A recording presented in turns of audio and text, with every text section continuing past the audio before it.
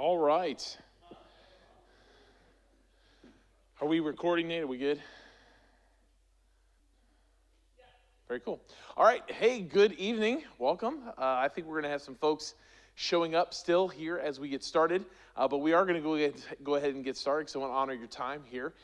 So we're going to pray, and then we're going to do another bit of an icebreaker. This time, when I'm done praying, you're going to get up, go to someone you have not been in a group with yet, introduce yourself, and you're going to tell them the funnest trip you've taken together, somewhere you've gone, and it may be an over weekend thing or somewhere you've gone that you thought, man, that was awesome, and the trip that you want to take as a couple. Like, what is that aspirational trip that as you look out into the future, like, if I could go anywhere, this is where we would want to go as a couple. All right, so that's going to be what you'll share. If you've got any great stories about the place you've been, feel free to share those. But let's start with prayer. Father, thank you for tonight. Thank you for the gift of this evening, the conversations that we're going to have about meaningful topics. But as we start here, Lord, I pray that we just get a chance to meet some new folks, introduce ourselves, and share a little bit of our story. And I pray, Lord, that everything that we do tonight, the conversations we have here tonight, would be honoring to you, Lord. That's ultimately what we desire, and that they would serve to help us better understand one another and the way that we can engage one another more deeply in our relationships. So, Lord, we trust you with this. We ask these things in your name. Amen and amen. All right, so let's go ahead and find a couple people, gather together, and just kind of share, introduce yourself, share where you've been that you loved going, and maybe how many years you've been married, but where you've gone that you loved going, and then where you want to go as a couple.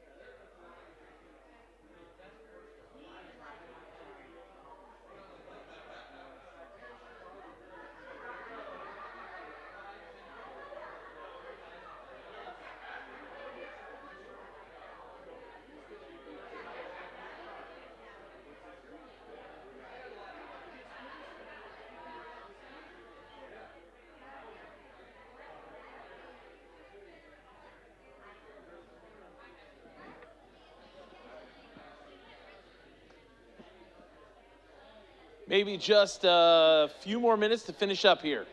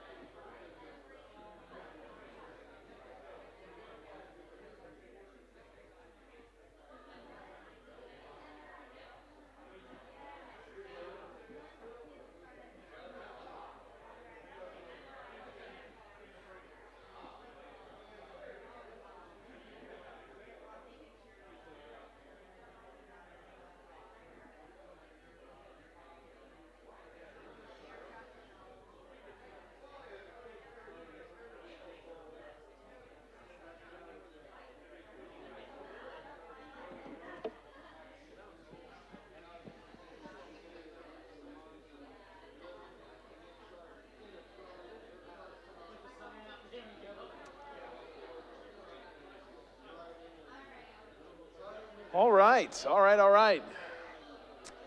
Well, let's finish that up, and then we will begin here this evening. All right.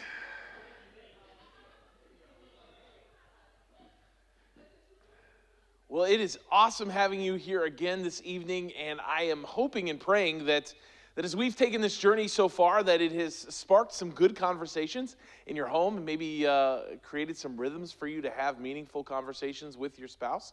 And we hope that continues as we move forward. And so we're going to jump back in here. So tonight, there's a couple lessons in what we're doing that's going to feel a little bit more serious than others. And there's a good portion of tonight that feels fairly serious because we're gonna deal with some pretty deep things tonight as far as some of the things that go on in our lives that maybe cause some of the tensions and conflicts in our relationship. And so I want to jump in, but I want to jump in sort of a different kind of way. And I know we're giving a lot of tools, we're saying a lot of hopefully helpful things, but I want to remind us that unashamedly that this marriage tune-up is shaped by what I would say Christian worldview, right? So we seek to improve our marriages as we are seeking to improve our relationship with Jesus and how that relationship with Jesus ultimately forms and shapes us so that we can better serve our spouse. And so I want to start with that assumption, okay? And I want to make a really odd statement that I'm hoping that I do a decent job of unpacking as we move forward. And that's this statement. What if you believed that celebrating Advent could save your marriage? That seems like a weird statement, doesn't it? Some of you are like, I don't even know what Advent is. So yes, that really sounds like a weird statement. So all of us mark time certain ways. The way in which we mark time often reveals the things we value, the things that are important to us. Marking time is a way in which we establish sort of rhythms to our lives. And most of us, we mark our relational time together via consumerism, right? Let's be honest. So how do our relationships begin? With maybe a gift at Sweetest Day, or a forgotten gift at Valentine's Day, or a last-minute run to the store the night before Christmas gift, right? So we're sort of marked by certain ways of being in the world, and we do that through the way we calendar and the events that are meaningful to us: birthdays, holidays, anniversaries. As Christians, we have a specific kind of way of marking time, and we call it the Christian calendar. And for me, it's a deeply meaningful way, not only for my own personal journey, but for the ways in which I feel like it could or should impact my marriage. And the Christian calendar moves us every year, and I love it. So I'm already sort of anticipating it. We're stepping into the first week of October, and my mind is already in the first week of Advent, which is right at the end of November, beginning of December. And that marks a 6-month journey that we take as a church every single year. And that 6-month journey is really about rooting us back into the story of Jesus. And think about this. If you were to practice the story of Jesus 6 months a year in this rhythm, how might that affect or impact your relationship? So let's talk through that just for a moment, because I want to give you a different perspective on where we're headed at the end of November, beginning of December. Advent. What is Advent a celebration of? Anybody want to take, what are we celebrating at Advent time? Come on, somebody. It starts in December. What's in December? Birth of Jesus, yes. So Advent is the preparation, the time of preparation that is for the birth of Jesus. But I want to give you a little bit of theology here, okay? We call the birth of Jesus the incarnation, okay, which means this. It is God becoming flesh and making his dwelling amongst us. Now that in itself is a mystery and a miracle, that God would come down from on high and put on our fragile, vulnerable, in the mix kind of flesh. Like he didn't stand above or away or outside of us. He comes and makes his dwelling amongst us, the scripture says. And I love this scripture. It says in 2 Corinthians 8, for you know the grace of our Lord Jesus Christ, that though he was rich, yet for your sakes he became poor, so that you through his poverty might become rich. There's another great scripture from Hebrews that talks about we don't have a God who can't sympathize or empathize with us because he came and put on our flesh. This idea of a God who puts on our flesh could impact your marriage. Why? Because and I've told you this before, what you do in your marriage often is shaped by what you believe about God. And if I believe that God cared enough about me to put on my flesh and walk with me, to better understand, to empathize with me, to be able to see the world from my place, then ought I not care enough about my spouse that I would want to do the same? That I would want to step into their world, to be able to see the world from their perspective, to learn how to stand together in this flesh, and to learn how to empathize with where they are, who they are. To think about that. So I'm not apart from my wife. I'm not standing above my wife. I'm putting on the same flesh, and we're standing together, and I'm learning to view and to see the world from her angle. And I think that's significant in our relationships. Can you imagine if when you went into a conversation with your spouse and you said, honey, I know you don't understand, and then you spilled your guts, and your spouse said, you're right, I don't necessarily understand, but I want to, so help me to understand. Help me to see things from your perspective.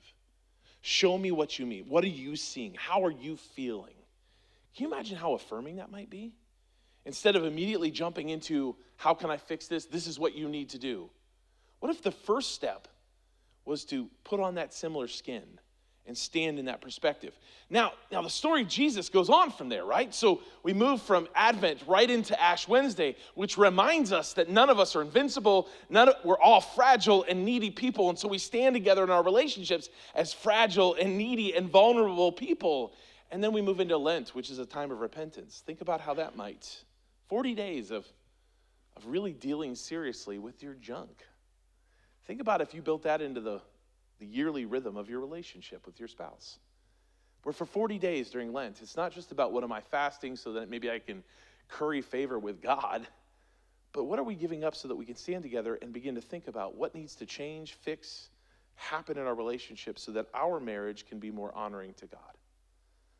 What would it look like to pick up these rhythms of following Jesus, not just for your own soul and for your own self or so that you can be considered a better Christian, but what if you appropriated these calendar rhythms, celebrating the incarnation of Jesus, putting on flesh, empathizing, standing with us in solidarity? That's what Jesus does he stands with us in solidarity.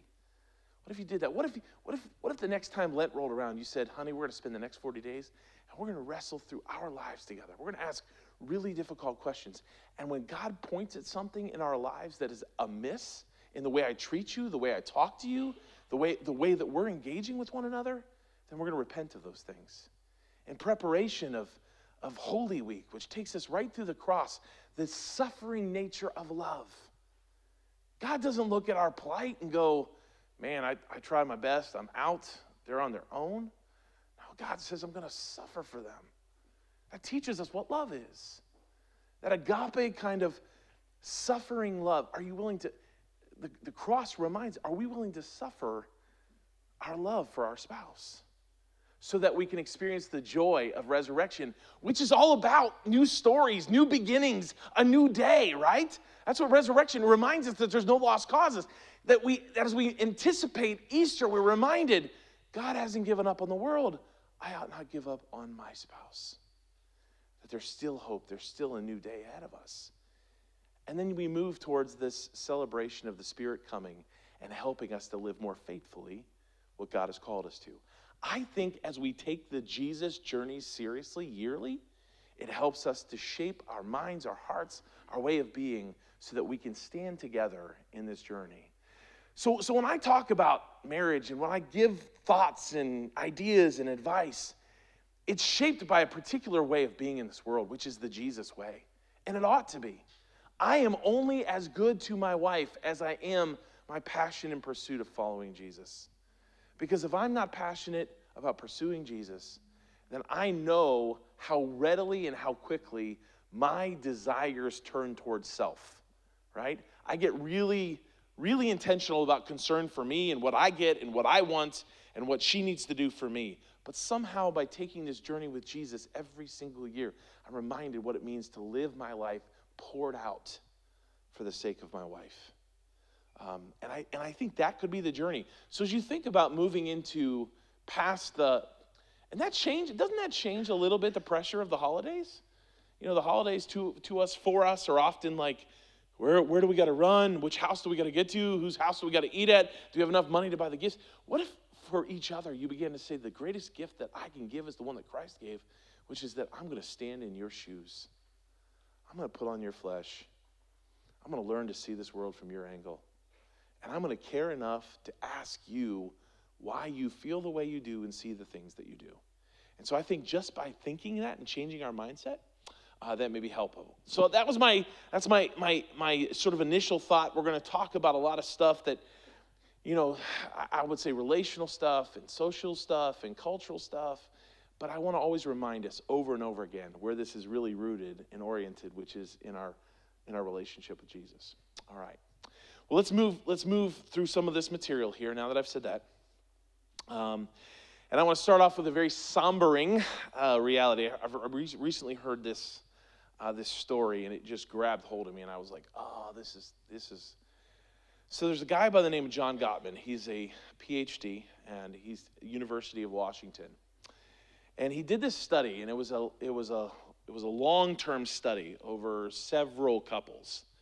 And what he discerned at the end of this study is that he and his colleague, spending only 15 minutes in a high-pressure situation with a couple, could predict at a 93% accuracy rate who would divorce and who would stay together. Think about that. 15 minutes with a couple in a high-pressure situation, and they could predict 93% accuracy who would make it and who would be divorced. Those stats, those statistics are astronomical. Nothing has 93% success rate, and yet it's been proven over and over again. And when they were asked how it is that they came to this kind of success rate, they point to four elements. Four elements, and it's not the elements that you think. It's not how stressed they were in the conversation.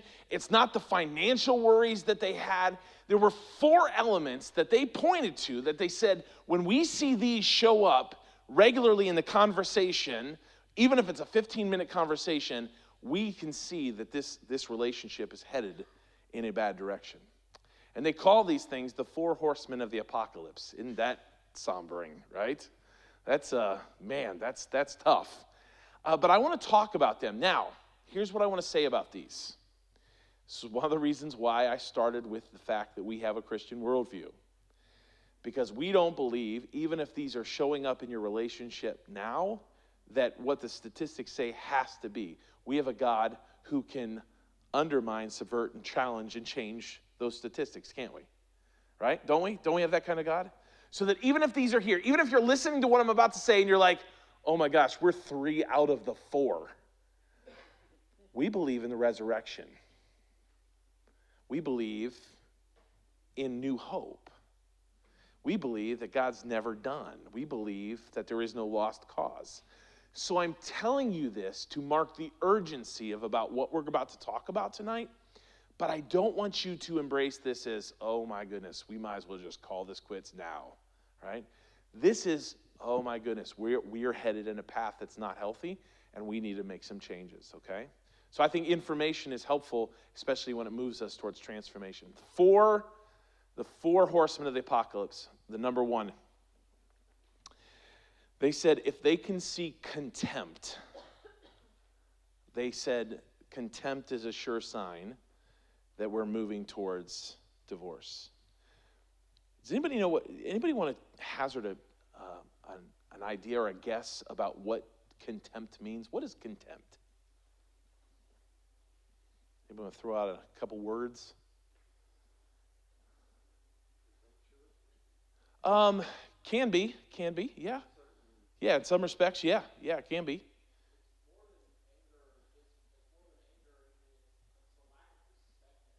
Yes, it's more than anger. It's more than just getting angry at a person or a sense of frustration. There's a lack of respect. Right, good. What else? Anybody else want to throw out a word? Two. Yeah, great word. They said when they see someone when they see a couple where this idea of contempt has crept in, and contempt really has an idea that one is better than the other.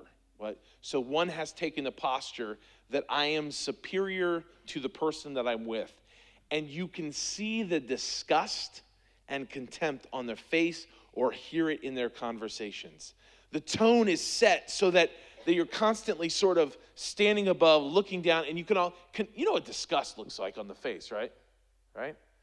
How many times have we seen something that our spouse did or heard something that they said, and we feel this like repulsion, right?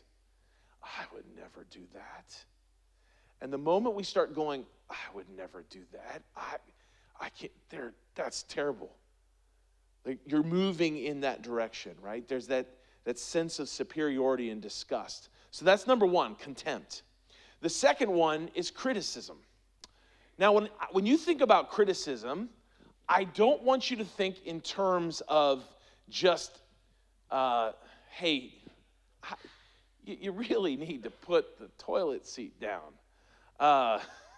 Or, hey, listen, take out the trash for goodness sake. I mean, those can be critical thoughts, I guess, but when they talk about criticism, they're talking about the kind of criticism that moves you from behavior to a character trait. So instead of just focusing on the action, for instance, you could say, could you take out the trash? Or you could say, figures you didn't take out the trash, you're so lazy. That's criticism. That's when you move to this critical function of calling into question someone's character based upon some form of behavior. Does that make sense? So you've got contempt, which is disgust, and criticism, which is the negation of character based upon some sort of behavior or action that you're seeing. The third one is defensiveness. None of us do this, right? None of us would, it's not my fault, right? They said when you have both people in the couple always playing the victim card, that it's always someone else's fault. It's not mine. I didn't do it. There's a lack of vulnerability. There's a lack of an ability to step back and acknowledge that you're wrong. They would suggest that the person who lacks the capacity to own their part of whatever's happening is moving in this direction. There's a maturity in to be able to step back for a second and go, you know what? That was not okay thing to say. But when we say, see, we are in a culture in which when you say what you shouldn't have said and somebody challenges on it, you double down on it. Like, I see this happen on Facebook all the time, and so do you. Like somebody posts something and then somebody calls into question what they posted, and it's pretty legitimate, like what they're saying is wrong. And then the person, instead of going, yeah, you know what, I had my facts wrong, they just double down on it. Well, what I really meant was, and they just can't bring themselves to go, yeah, I blew that. That was my fault. And when we take up that defensiveness, it doesn't create any opportunity for true repentance, forgiveness, and reconciliation, okay? So you've got contempt, criticism, defensiveness, and the fourth one is what they call stonewalling. Anybody know what stonewalling is? This was a new one for me, only by word, not by practice. This is, anybody been in an argument with your, don't point at them or look at them right now. But anybody been in an argument with your spouse where they were intentionally dismissive of you? Where when you started to have a conversation, they looked at you and went,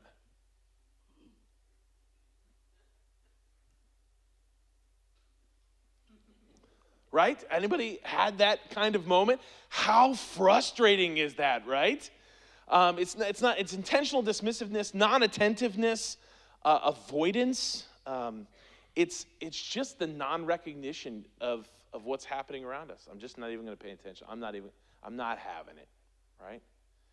And no matter how much or what that other person wants to say, I'm just not having it. And so they can sit in front of the TV with the controller almost unfazed by the flurry of stuff that is coming their way. And when you moved to that place, John Gottman and his colleagues says that you're stone's throw from going down the wrong path. So those four things: contempt, criticism, defensiveness, and stonewalling. If those are happening in your relationship, your communication is broken.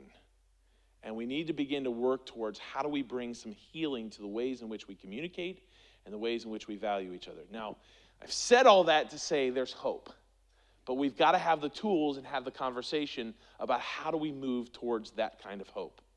So tonight I want to introduce you to something that I became aware of a few years ago, and that has really, really helped me understand why my wife and I have trouble understanding one another and at times getting along with one another based upon some situation that's happening in our world at that given time. And it's this idea of above the line and below the line, okay? And most of us are doing it. We're not even aware that we're doing it. So what they say about the line is the line itself, and this is on your paper, but the line itself is the point at which something is obvious, observable, and experiential. Like you can feel it, taste it, see it, name it, call it, own it, right? Like it's there. This is like the obvious. And we spend most of our lives, and I don't want to call us shallow. Let's just call us busy, right? Or inattentive to each other. Most of us as couples spend the majority of our time dealing with things above the line.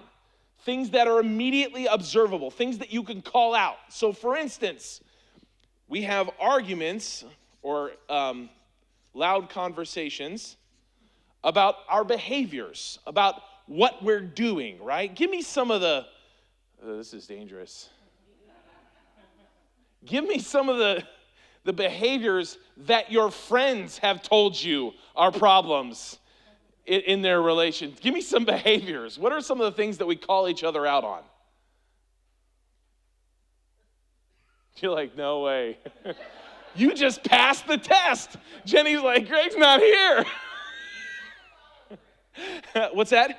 Lack of follow-through. Good, yes, lack of follow-through. I'm not going to try to write that. Good, lack of follow-through. Good. Any other behaviors? Not taking out the trash, not putting the toilet seat down, right? Not changing the oil in the car. Like, honey, did you see the red light? Yeah, but I just thought that was telling me that sometime soon, right? You know, those kind of things that we can see and we can argue about, we can point at. And have you ever noticed that the behavior itself becomes the point of argument?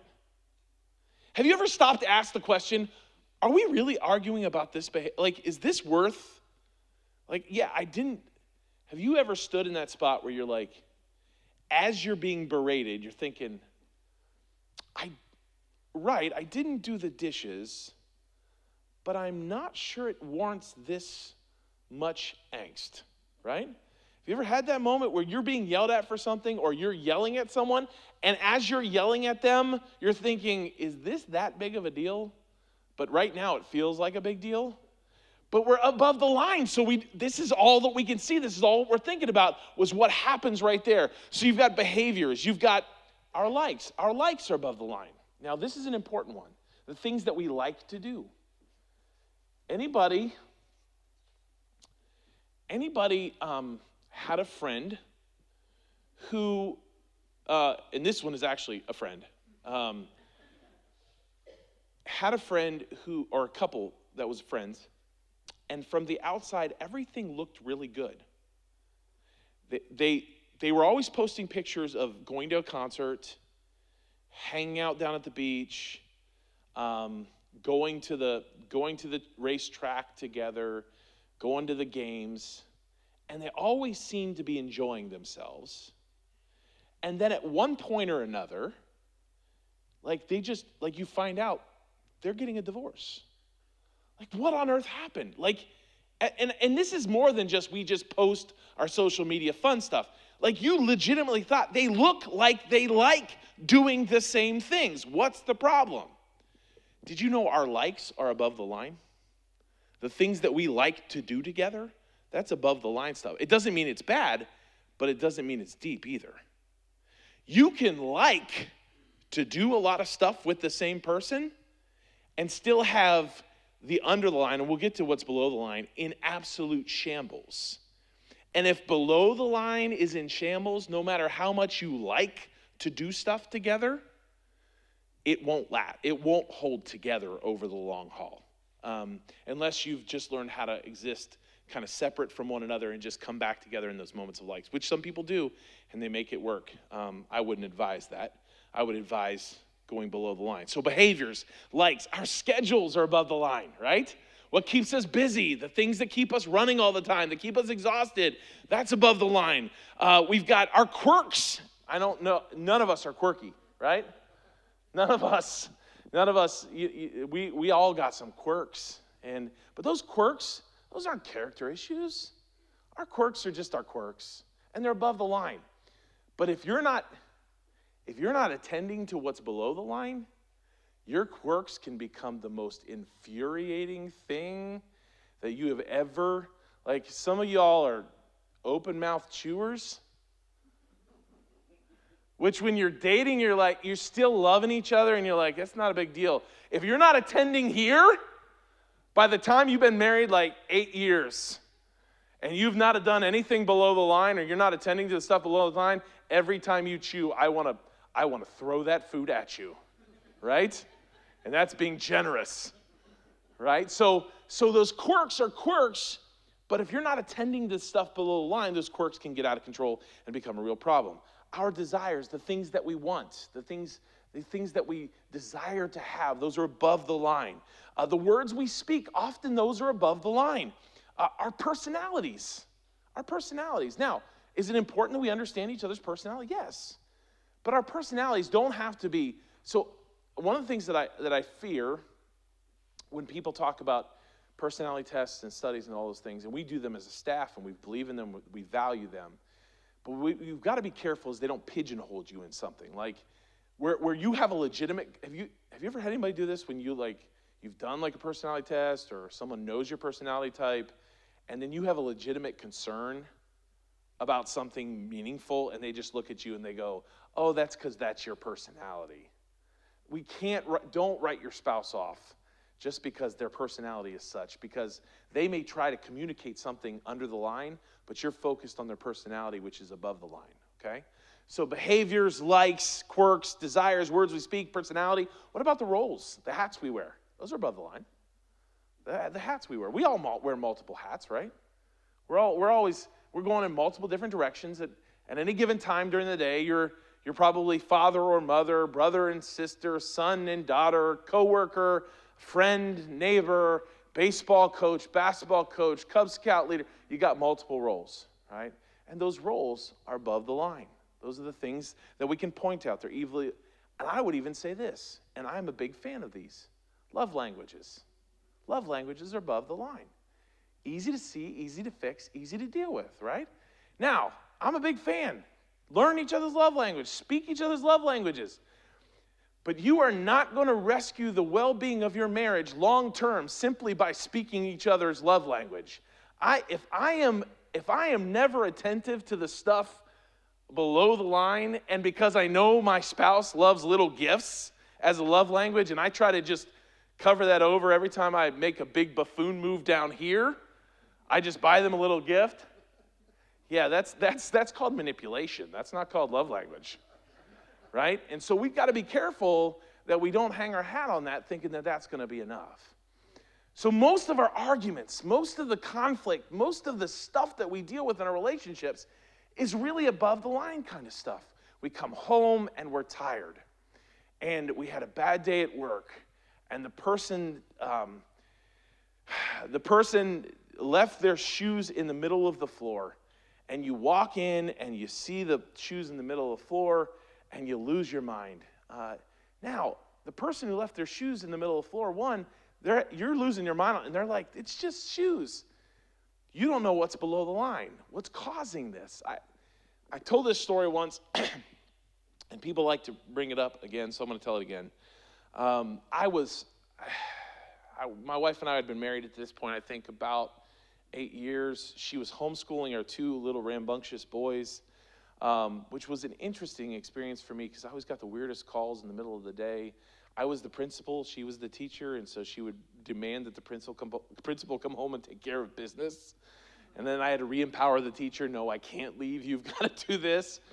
So one day, I had come home. I had worked all day long. I'd been at church from 7 in the morning to about 7 o'clock at night. And I just was hungry. And I just knew that my wife had cooked me dinner. I just knew that she had. And I had in my mind, from the moment I left church to the moment I pulled in my driveway, I was immediately imagining this amazing food that my wife, standing there in her apron, ready to meet me at the door with a hug and a kiss, telling me how much it must have been tough to work as long as I worked all day. That she was, I think I even heard the soundtrack to Leave It to Beaver playing in the back of my head. And so I'm walking into the front door, and I'm kind of excited. What did she make me? Is this chili night? Is it taco night? Are we having chicken? And I walk through the door, and there's no smell at all. And I thought, maybe she's got it in the pressure cooker or the crock pot, and it's just on really tight, and I can't smell it. So I turn the corner into the kitchen. I don't know where the boys were. I still don't know where the boys were at this time. As I'm trying to think back on the story, I've reflected on this multiple times. They were somewhere in the house. But I walked into the kitchen, and my wife is sitting at the kitchen table, and she's just sitting there by herself. And I looked around, and there's no food. And I thought maybe they had eaten, so I opened the refrigerator to see if there was food in the refrigerator that they had saved me from eating. And there was no food in the refrigerator either. So I did what any sane human being would do. I took the pans out of underneath the stove, and I made as much racket and noise as you could. I was pulling out the pans. I didn't say a word to her. She didn't say a word to me. I went into full-blown jerk mode, right? And so I'm like slamming things. I'm pulling stuff out of the freezer, throwing it in the microwave, defrosting it, pulling it out, throwing it in there, cooking it up. Boys, food's ready. And they come running in. We sit at the table, don't say a word to each other. It's now 8:30. I get the boys, put them to bed. My wife has gone from the kitchen into the bedroom. And I stomp through the house after I get the boys laid down, and I walk into the bedroom, and I look at her, and I go, why was food not made? Don't ever do that. And my wife, through a flurry of tears and words, some of them weren't kind, she said, and you didn't even ask me how my day was. And I was like, and again, I got my guy. So my first thought was, I was hungry. I don't care. Like, let's do food first. I didn't say that. And then I said, okay, honey, how was your day? You know, that's real convincing. How's your day? And she goes on to tell me about this horrendous day that she'd had trying to keep the house clean, trying to think about dinner. While she had two boys that wouldn't do the work that they needed to do and she was trying to give them tests, and she had one yanking on the other, and it was a terrible, horrible day for her. And then I reflected on my day, which consisted of me going to the office at 7 o'clock in the morning, sitting in my office working on a sermon. I went to lunch with a friend and sat there for about an hour and a half. We talked about meaningful things, I'm sure. And then after lunch, I went to Starbucks and sat and read for 3 hours. And then I went to a meeting and then finally made my way home. And I thought to myself, I don't think my day was as hard as yours. And what I realized is that I was completely above the line on this. I never once stopped, paused, or even thought about what's laying below the line. I had made assumptions. I had already criticized her character. I had already done all of this in my head, and none of it was fair. None of it was okay.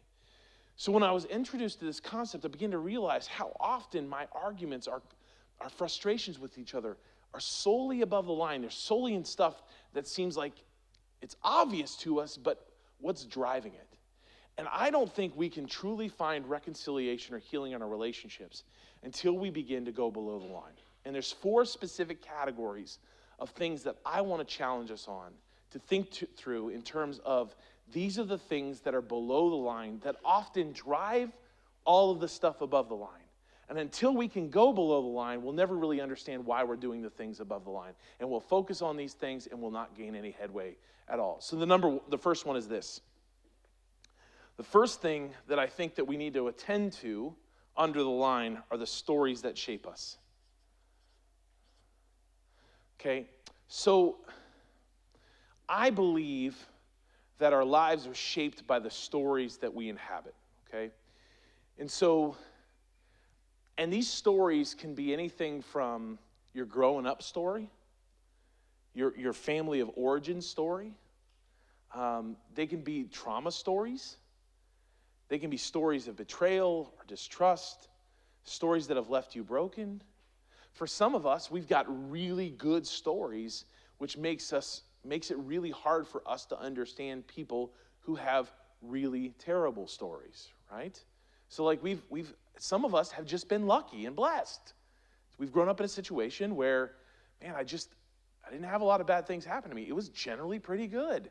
And that was our story. And so our parents were financially wise. No one drunk and no one hit anybody ever. And I kind of made my way through high school, and I didn't hate everybody, and not everybody hated me, and I wasn't deeply wounded by junior high, and I went to college, or I went into the workforce, and everything was pretty decent, and that was my story. So sometimes when that's our story that shapes us, when we come across someone whose story is radically different, it's hard to understand that, right? It's hard to understand what might compel someone to do something above the line if we don't understand the story that drove them below the line. And so I think it's important for us to understand how often do we take time and attend to the kinds of stories that shape one another's lives. Our stories reveal a lot about us. I've watched many, many people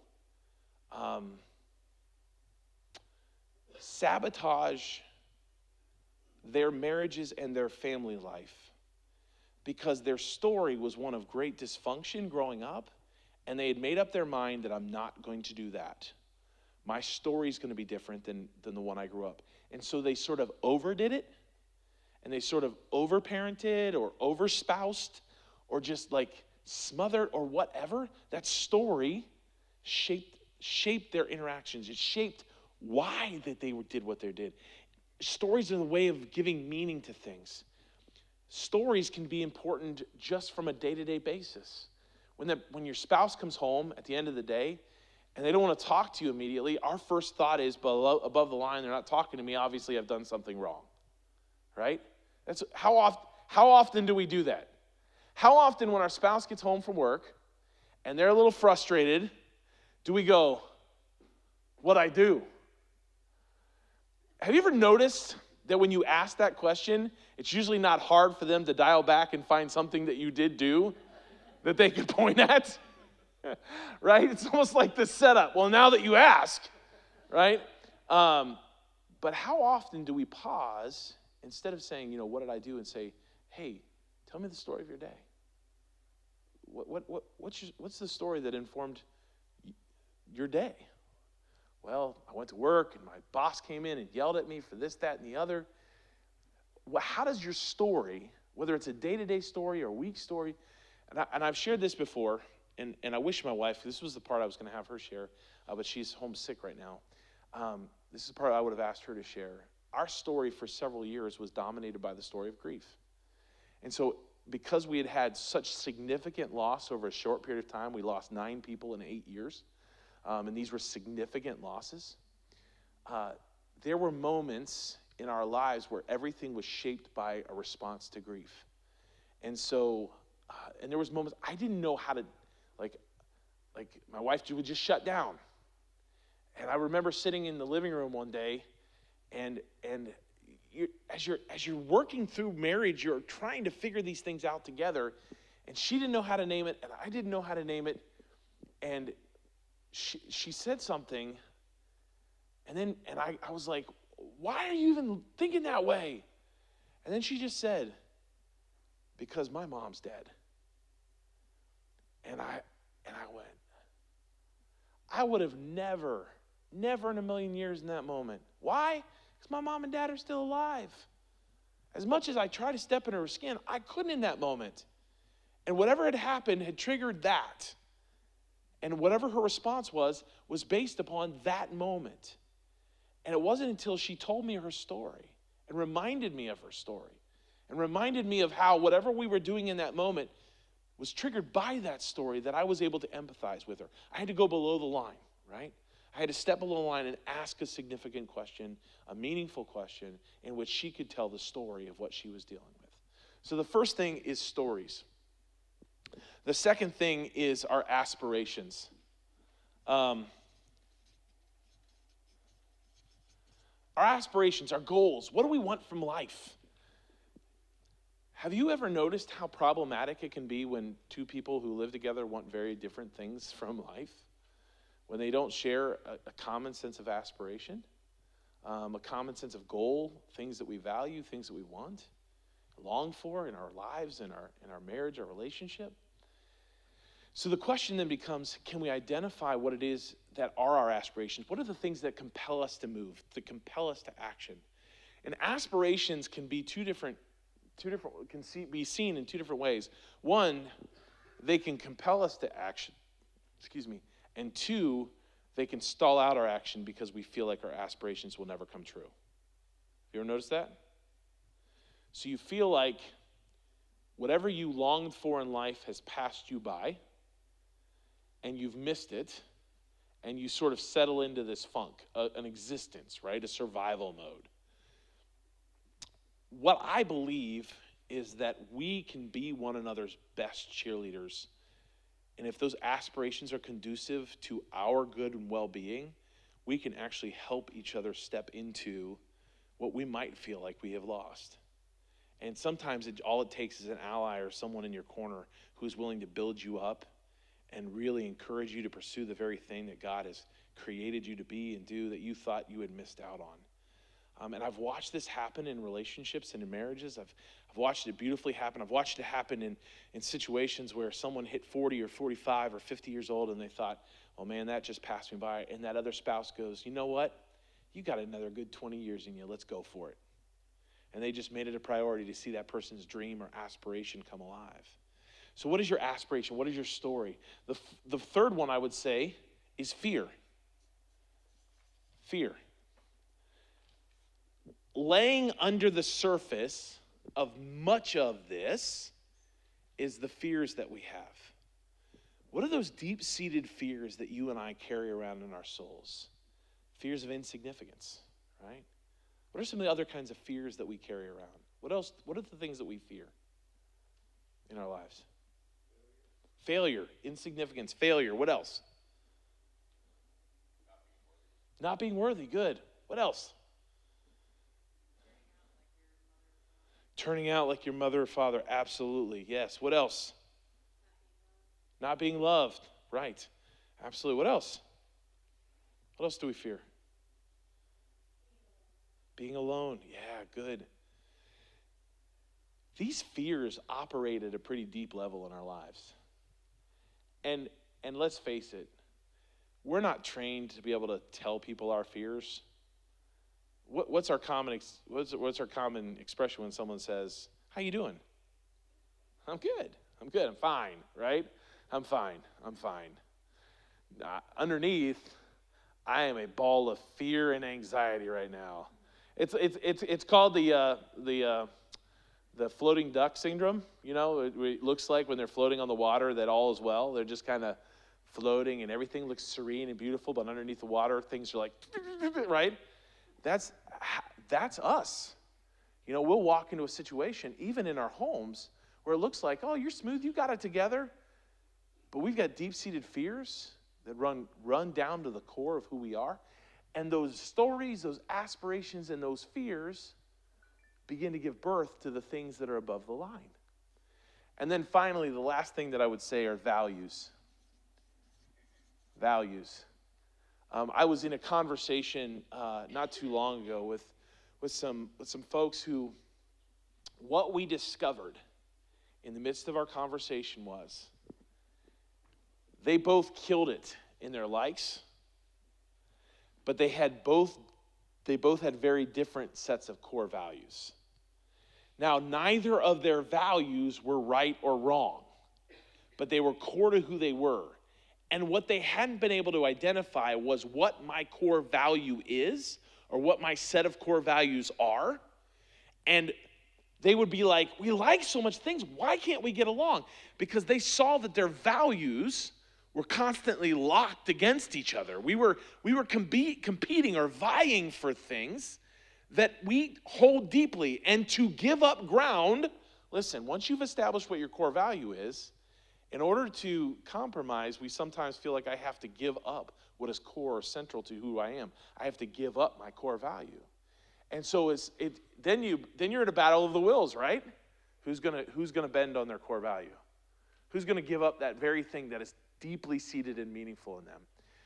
But what if we saw that God puts us together with people who have varying core values so that we are actually better together than we are pitted against each other, right?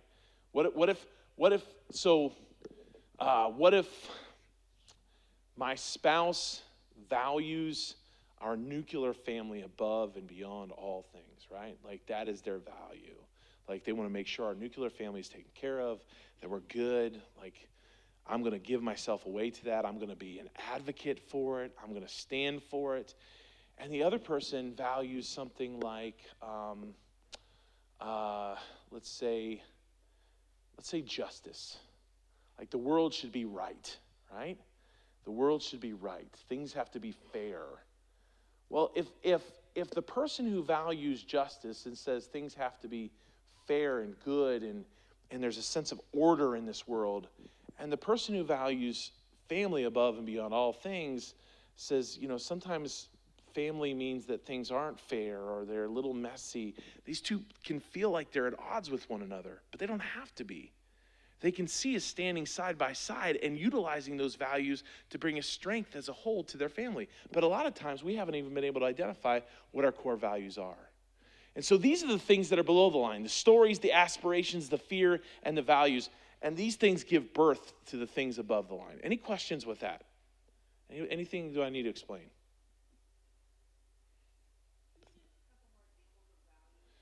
Yeah, so I would say values might be things like respect. That's a value. Integrity, comfort, security. I'm going to use that as a good value.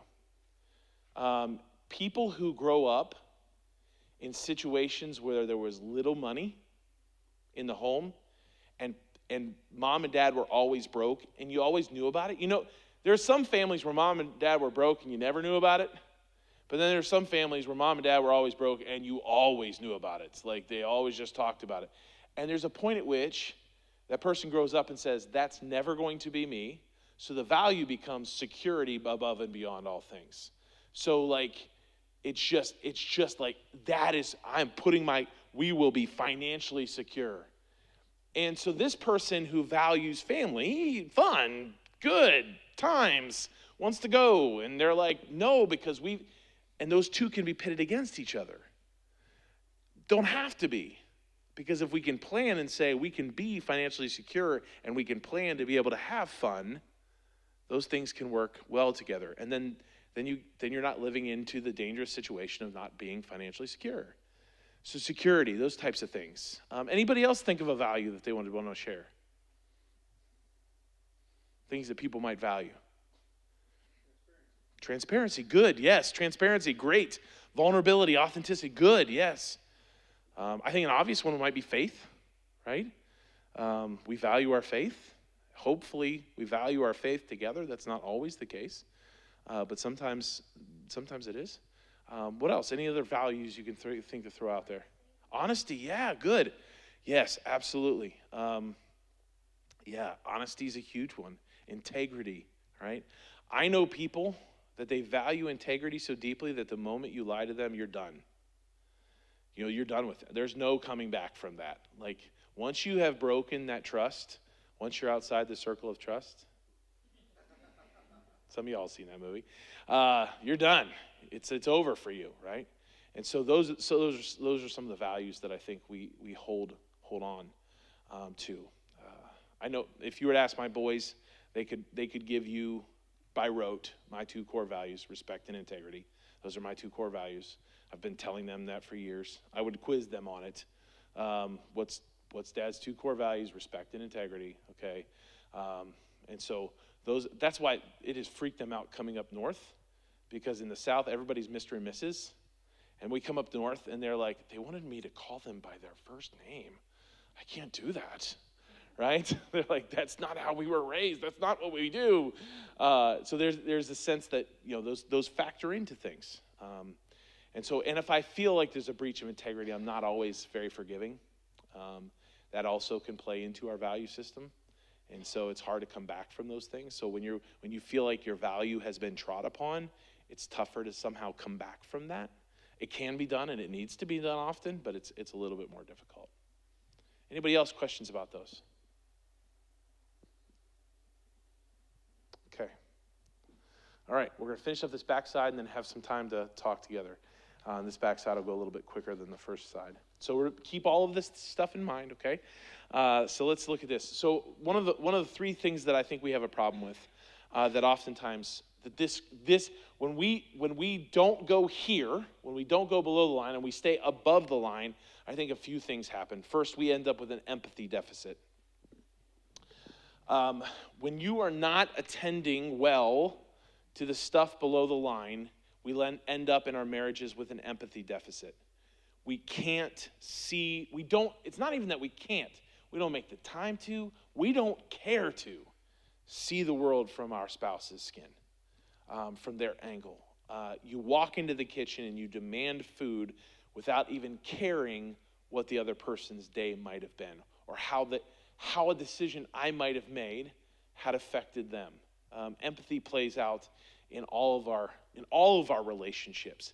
Can I and will I pause long enough to see the world from this other person's perspective? Am I willing to listen to them, hear them, feel with them, right? Feel with them. So we don't dip below the line. Empathy means that we don't dip below the line enough. And here's the problem with our communication, and we're going to talk about this in just a moment. The problem when we don't communicate well is that the only time we dip below the line is when we're taking shots at somebody, because we know that that's the quickest way to get their goat. Does that make sense? So we don't have meaningful conversations about what's below the line. We don't value, cherish, or honor what's below the line. We dip below the line because we know it's the quickest way to go for the jugular in an argument. Up here, I don't want to tend up here too long. I want to just dip below the line, nail something that you're afraid of, a moment that you had shared something in vulnerability, and I know that I can take you out of the game just like that. Don't we know that we can do that faster than any other human being? We can do that to our spouse. We can take them out of the game quicker than anybody else. because we know how to get to them below the line. Solidarity. We too regularly see each other as individuals in competition with one another. This is what drives a lot of our conflict up here. Solidarity means that we stand below the line together, learning to understand each other's world and seeing ourselves not as individuals competing for scarce resources, scarce time, scarce money, scarce whatever. Instead, we stand at solidarity as a team vying for the same desires and purposes in life together. And then third one is grace. We struggle to see ourselves in the struggles of our spouse, and thereby we make demands upon them that we can't even fulfill. Have you ever noticed that once you move towards, like, for instance, contempt, grace becomes impossible because you don't even want to feel their struggle. Like, you're above their struggle, right? You don't even want to go there. And so grace becomes difficult. So when we don't attend to these three things, there's an empathy deficit, we don't do solidarity well, and grace becomes an issue. Which then moves us to our final thing that I want to talk about. I'm going to do it really quickly so that we have time to talk. And that is, how do we move towards meaningfully getting here? And I think we have to change the way we do communication, okay? And this is I'm going to give you four stages of communication. Stage one, drive-by conversations. You know what drive-by conversations are, right? Drive-by conversation is most of what many of us do a lot. So drive-by conversation looks like this. How you doing? Fine. Did you get the kids? Yep. Did you pay the Emery bill? I did. Are you going to the store? Yeah. What are we having for dinner tonight? Lasagna. Are we going out this week? I think so. Are your friends coming over? Yes, they are. Do you have any plans on Sunday? No, I'm going to go to golfing though. And it's all drive-by, right? It's all transactional. It's all above the line kind of stuff. What are you doing? Where are you going? Where are we headed? Who's got the kids? Who's got the kids?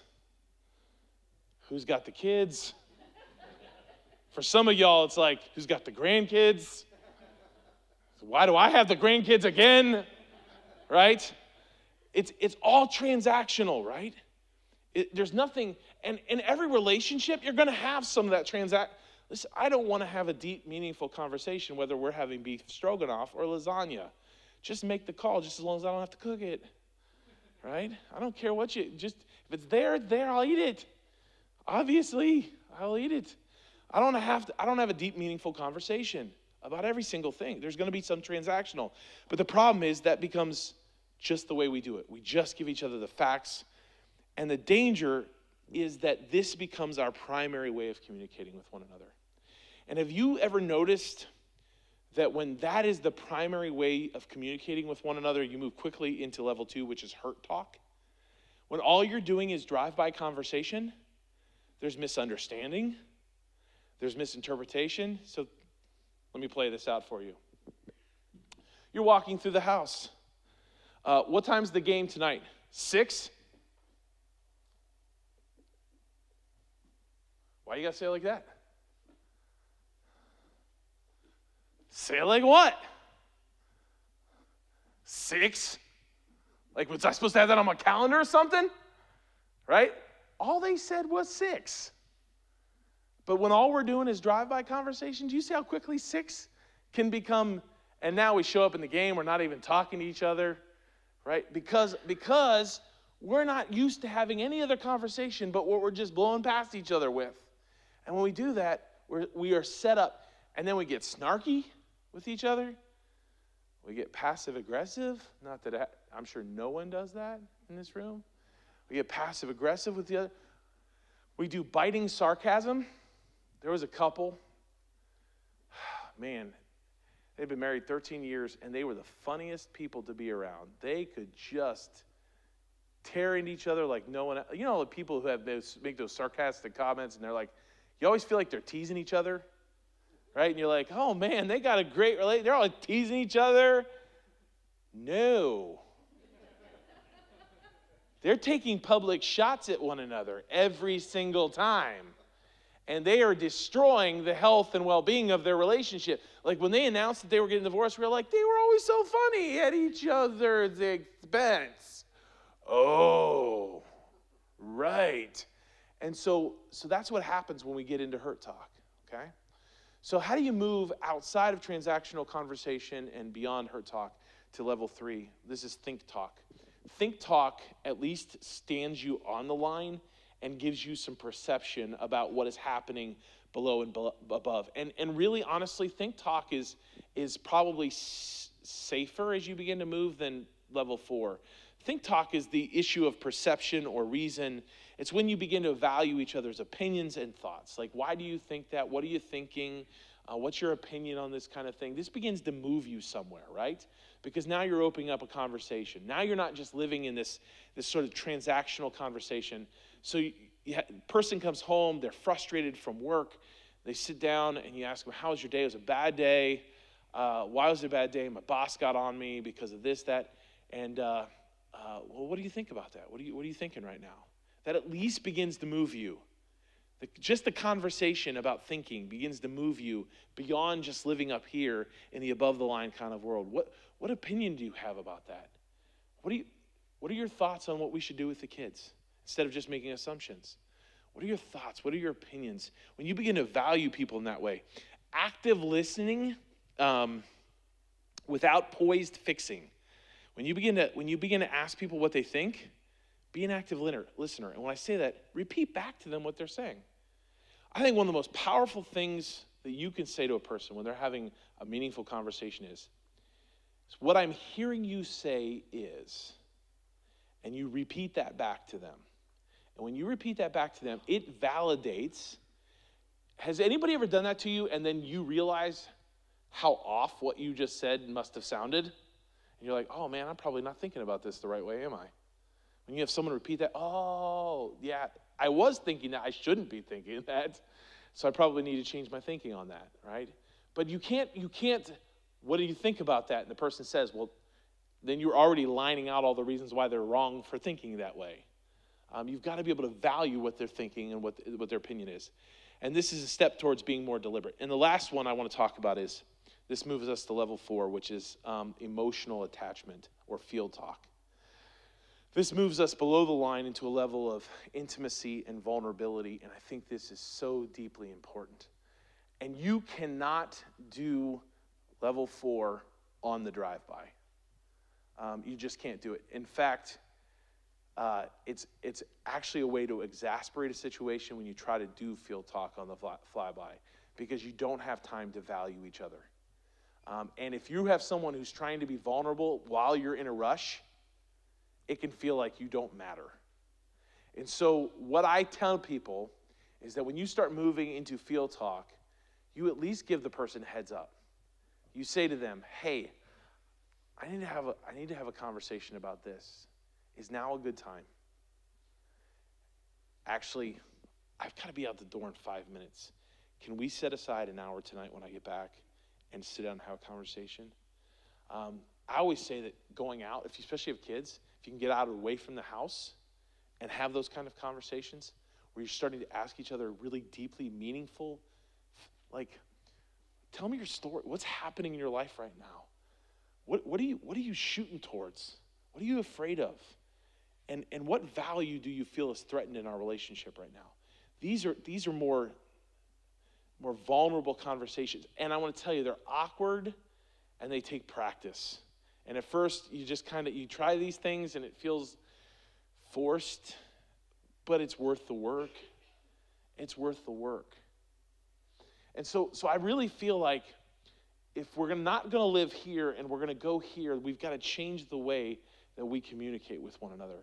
Moving out of just transactional, away from hurt, at least towards thinking talk, and then ultimately towards field talk or emotional talk. Any questions with that?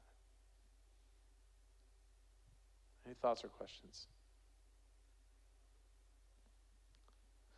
So if you're at the point where those 4 horsemen have crept in, contempt, criticism, defensiveness, and stonewalling, this begins to give you light of sight on the way to make those changes. That by recognizing that in our lives there's a bunch of stuff under the line that shapes and molds and compels our lives, that if I'm going to move away from the 4 horsemen and towards the resurrection of new hope and new life, then I've got to change the way in which we engage and have conversations. And by changing the way we have those conversations, we can have meaningful conversations about meaningful things. Okay? All right. So we are going to, at this point, if your spouse is here with you, this will be the point where you get together with them. If they're not, this will be an opportunity to write some stuff down. But I have a series of questions that in just a moment, if I can have one of the spouse members, or actually, Jason, would you mind? And Josh, maybe grab a few of these and just sort of walk these through. And Jake, if you wouldn't mind grabbing, and just hand one to a couple. These are the questions that you're going to ask each other. And I realize there's several, so you may not get through them all, but give me one of those real quick. Questions as they're passing them out is number one, what is one thing that I did, what is one thing that you did this week that made you, what is one thing you did this last week that made me feel special? So maybe there was something in your relationship. I always like to start positive. They did something, they said something, and it just made you feel like you mattered. Name that. Tell them that. And then the last four is, of the four below the line, stories, aspirations, fears, and values, I have the most difficulty communicating with you about. Now, own that for yourself. Don't tell your spouse what they have difficult communicating about. Own that for you, okay? That's a good way to avoid a fight. You never tell me about your fears, right? That's a good way to set up a fight. I have difficulty telling you about my fears is a much better way to avoid a fight. Why do you believe we have such trouble discussing some of the below-the-line issues? In what ways can I be more empathetic to you? And what is the next time that we can have time together? And I actually want you to schedule, like, when are you going to put that into your schedule where you're going to say, we're going to sit down and have a meaningful conversation, okay? All right, so let's break up and spend the next 10, 15 minutes talking to your spouse. Remember, if you can, sit, touch, hold hands, knees together. If you're sitting in front of each other, spend a little bit of time just conversing each other about these things.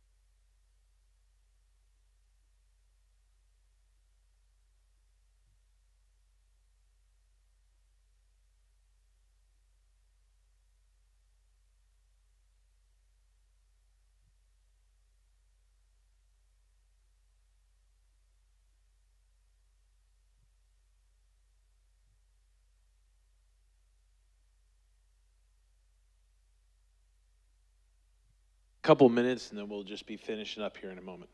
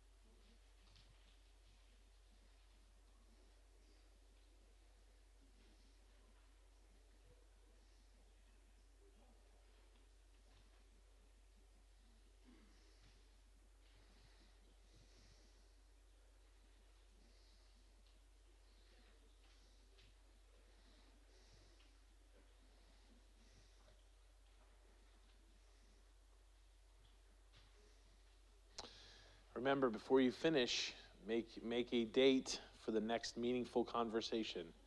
When are you going to do it next? Cancel something. Cancel something.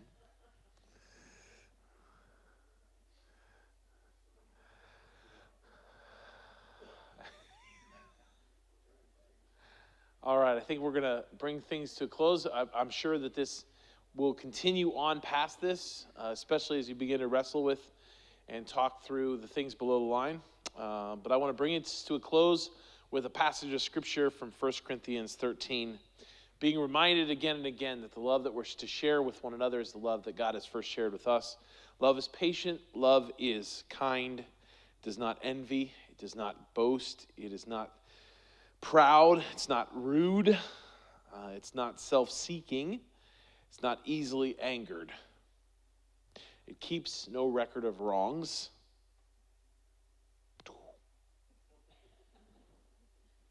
Could probably hang out on that one for a moment. Love does not delight in evil, but rejoices with the truth. It always protects. It always trusts. It always